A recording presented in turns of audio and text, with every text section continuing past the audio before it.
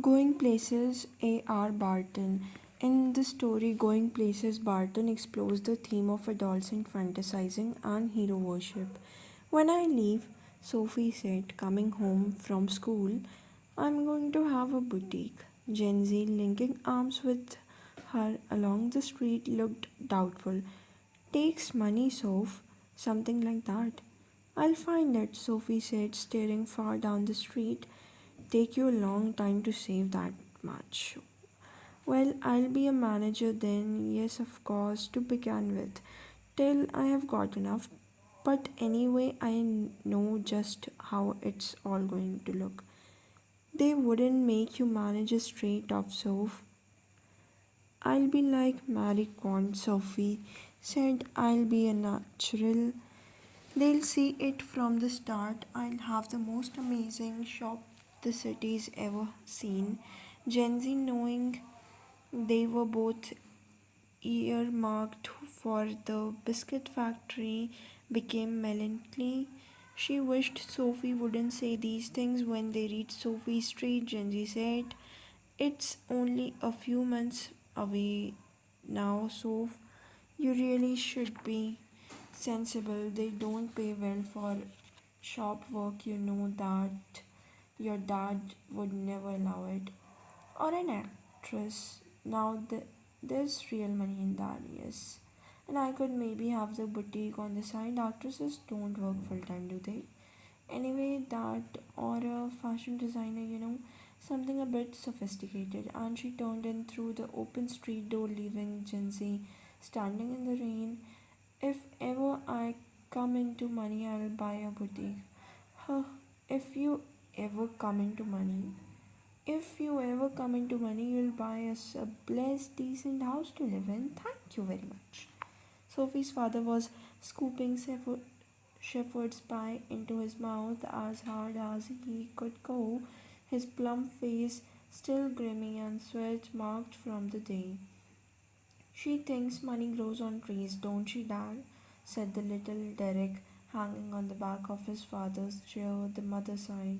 Sophie watched her back, stooped over the sink, and wondered at the incongruity of the delicate bow which fastened her apron strings, the delicate seeming bow, and the crooked back. The evening had already blacked in the windows, and the small room was steamy from the stove and cluttered with the heavy breathing man in his vest at the table and the dirty washing piled up in the corner. Sophie felt a tightening in her throat.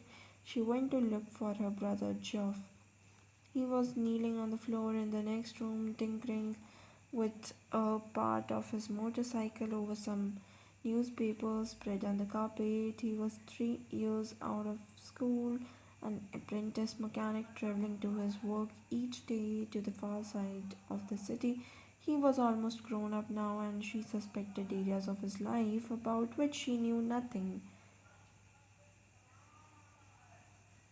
about which he never spoke. He said little at all, ever voluntarily. Word had to be prized out of him like stones out of the ground, and she was jealous of his silence.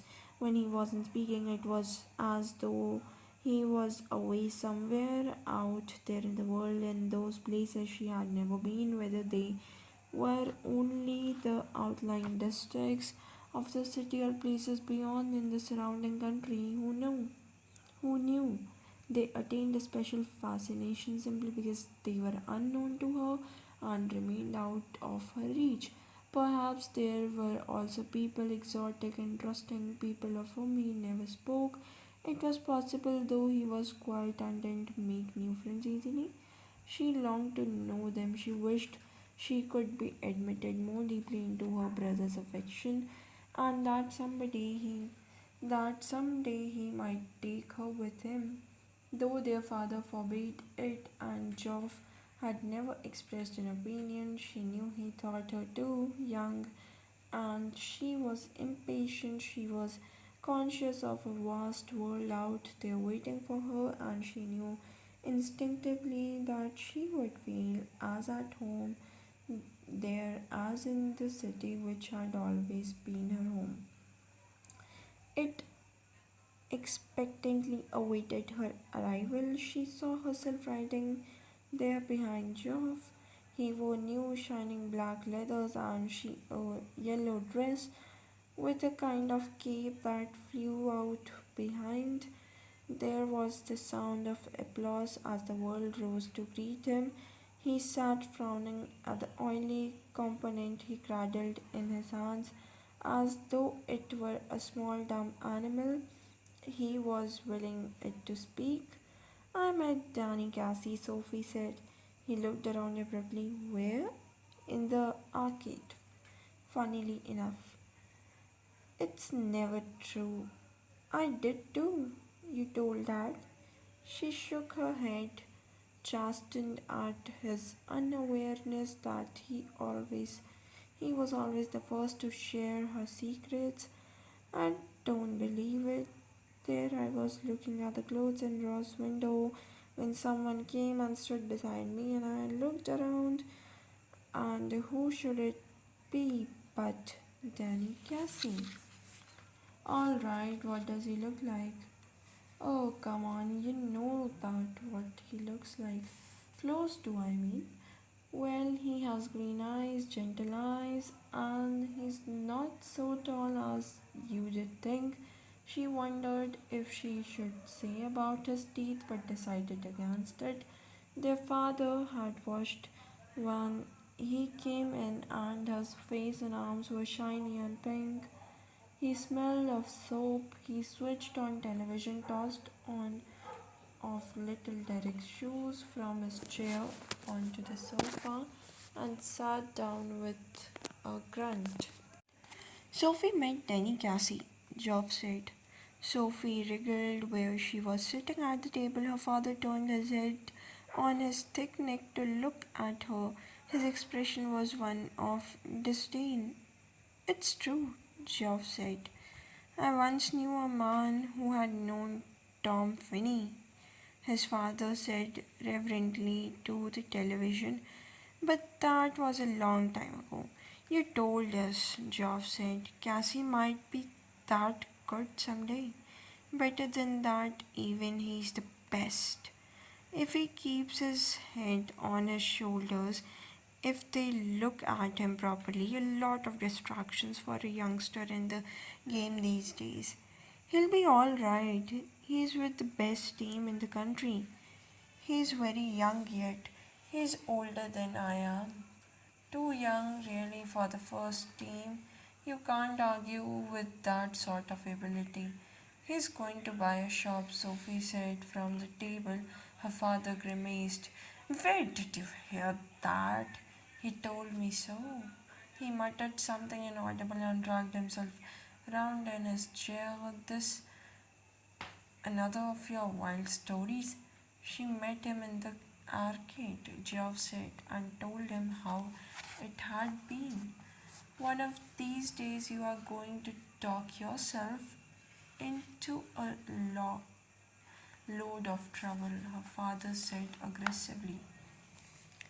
Geoff, no, it's Geoff knows it's true. Don't you, Geoff? He don't believe you, though he did like to. The table lamp cast an amber glow across her brother's bedroom wall and across the large poster of United's first team squad and row of colored photographs beneath, three of them of the young Irish prodigy Cassie. Promise you'll tell no one, Sophie said. Nothing to tell, is there? Promise, Geoff. Dad would murder me. Only if he thought it was true. Please, Geoff. Christ, Sophie, you are still at school. Cassie must have strings of girls. No, he doesn't. How could you know that? He jeered. He told me that's how. As if anyone would tell a girl something like that. Yes, he did. He isn't like that. He's quite. Not quite as all that, apparently. It was nothing like that, Geoff. It was me spoke first. When I saw who it was, I said, Excuse me, but Aren't you Danny Cassie? And he looked sort of surprised and he said, Yes, that's right, and I knew it. I must be him. I knew it must be him because he had the accent, like when they interviewed him on the television. So I asked him for an autograph for little Derek, but neither of us had any paper or pen. So then we just talked a bit about the clothes in Roy's window. He seemed lonely. After all, it's a long way from the west of Ireland. And then, just as he was doing, he said if I would care to meet him next week, he would give me an autograph then. Of course, I said I would, as if he would ever show up. You do believe me now, don't you? He dragged his jacket, which was shiny and shapeless, from the back of the chair and pushed his arms into it. She wished he paid more attention to his appearance, wished he cared more about clothes. He was tall with a strong, dark face, handsome, she thought. It's the unlikeliest thing I ever heard, he said. On Saturday, they made their weekly pilgrimage to watch United. Sophie and her father and little Derek went down near the goal. Geoff, as always, went with his mates higher up. United won 2-0 and Cassie drove in the second goal, a blend of innocence and Irish genius, going round the two big defenders on the edge of the penalty area with her father screaming for him to pass and beating the hesitant goalkeeper from a dozen yards. Sophie glowed with pride afterwards. Geoff was ecstatic. I wish he was an Englishman, someone said on the bus.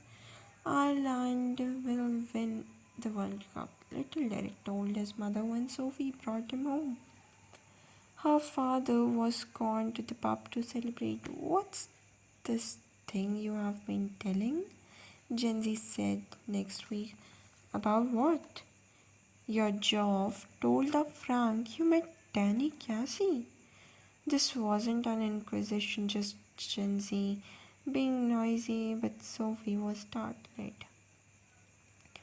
Oh, that! Jenzy frowned, sensing she was covering. Yes, that. Well, yes, I did. You never did, Jenzy exclaimed. Sophie glared at the ground. Damn that Geoff. This was a Geoff thing, not a Jenzy thing. It was meant to be something special just between them. Something secret. It wasn't a Jenzy kind of thing at all. Tell quirky Jenzy something like that and the whole neighborhood would get to know it. Damn, that Geoff was nothing secret. It's a secret meant to be. I'll keep a secret, so you know that. I wasn't going to tell anyone. There'll be a right old row if my dad gets to hear about it. Jenzy blinked. A row? I would have thought he would be chuffed as anything. She realized then that Jency didn't know about the date bit.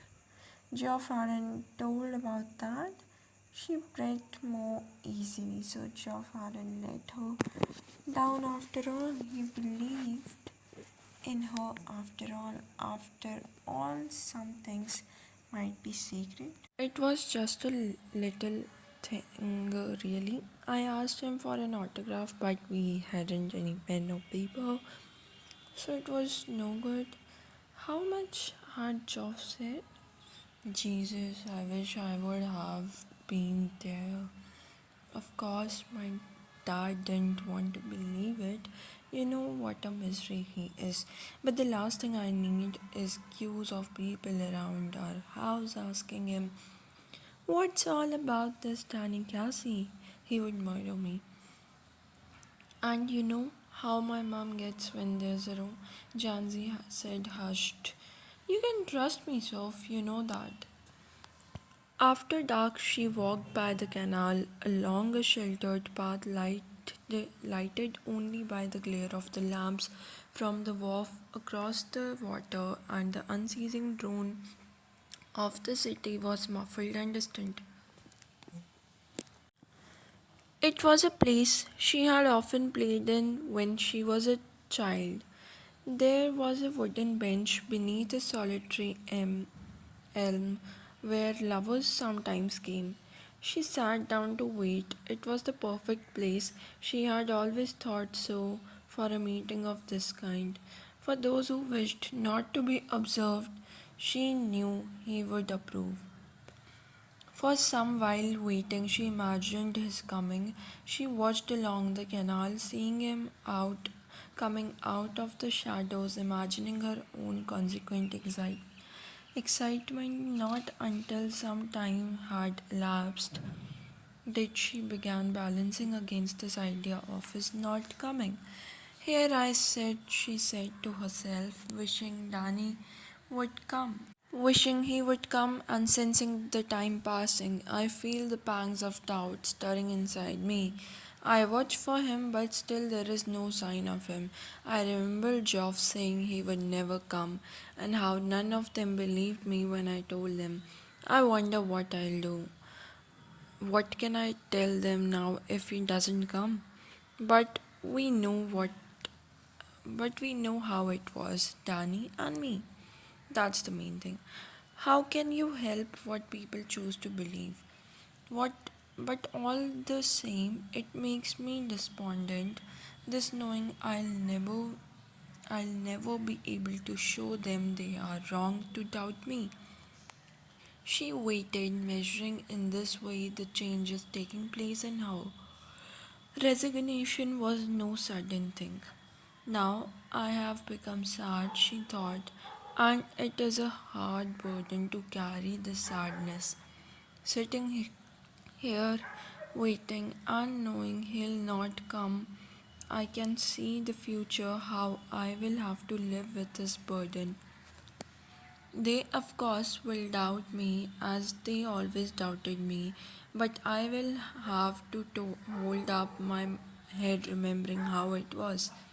Already I envisaged the slow walk home and Geoff's disappointed face when I tell him he didn't come, that Danny, and then he'll fly out and slam the door. But we know how it was. I shall tell myself, Danny and me. It is a hard thing, this sadness. She climbed the crumbling steps to the street outside the pub. She passed her father's bicycle propped against the wall and was glad he would not be there when she got home. Excuse me, but you are in Denny Cassie? Coming through the arcade, she pictured him again outside Royce. He turned, reddening slightly. Yes, that's right. I watch you every week with my dad and my brothers. We think you're great.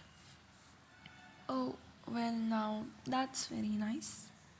I wonder, would you mind signing an autograph? His eyes are on the same level as your own. His nose is freckled and turns upward slightly. And when he smiles, he does so shyly, exposing teeth with the gaps between. His eyes are green, and when he looks straight at you, they seem to shimmer. They seem gentle, almost afraid, like a gazel's, and you look away. You let his eyes run over you a little, and then you come back to find them slightly breathless. And he says, I don't seem to have a pen at all. You realize you haven't either. My brothers will be very sorry, you say. And afterwards, you wait there alone in the arcade for a long while, standing where he stood, remembering the soft melodious voice, the shimmer of green eyes, no taller than you, no bolder than you, the prodigy, the innocent genius, the great Danny Cassie. And she saw it all again. Last Saturday saw him ghost past the lumbering defenders, heard the 50,000 catch their breath as he hovered momentarily over the ball, and then the explosion of sound as he struck it crisply into the goal, the sudden thunderous eruption